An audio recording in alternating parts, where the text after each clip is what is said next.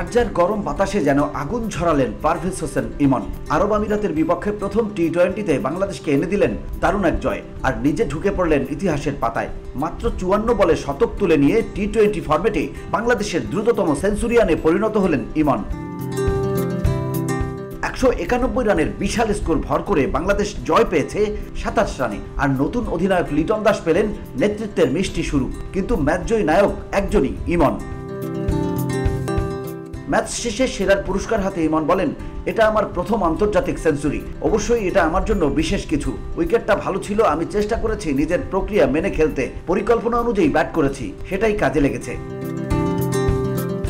সত্যি তার ব্যাটিং দেখে তাই মনে হয়েছে, প্রথম থেকেই আক্রমণাত্মক কিন্তু হিসেবেই। ইনিংসের ছন্দ একবারও হারাননি। পুরো ইনিংসের ঝলক দেখিয়েছেন স্ট্রোক প্লেয়ার, কিন্তু সবকিছুই ছিল নিয়ন্ত্রিত। এমন ইনিংসই ম্যাচের মোড় ঘুরিয়ে দেয়। এই ম্যাচ দিয়েই শারজাতে প্রথমবারের মতো জয় পেল বাংলাদেশ। শুধু জয় নয়, টি-20 ফরম্যাটে এই মাঠে নিজেদের সর্বোচ্চ দলীয় সংগ্রহ করেছে লাল সবুজের প্রতিনিধিরা।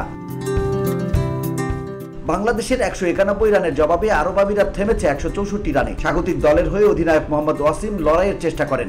39 বলে 54 রানের ইনিংসে কিছুটা আশা জাগান তিনি।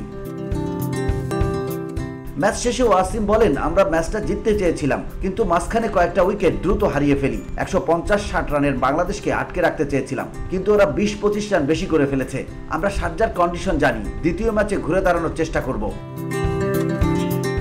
2 ম্যাচের এই সংক্ষিপ্ত সিরিজে এখন 1-0 এগিয়ে বাংলাদেশ। লিটনের নেতৃত্বে এক ঝলক তরতাজা আক্রমণাত্মক ক্রিকেট দেখালো দল। আর পারভেজ ইমন জানিয়ে দিলেন, বাংলাদেশের টি-20 ভবিষ্যতের ব্যাটিং স্তম্ভ হতে যাচ্ছেন তিনি। VOD Bangla news desk.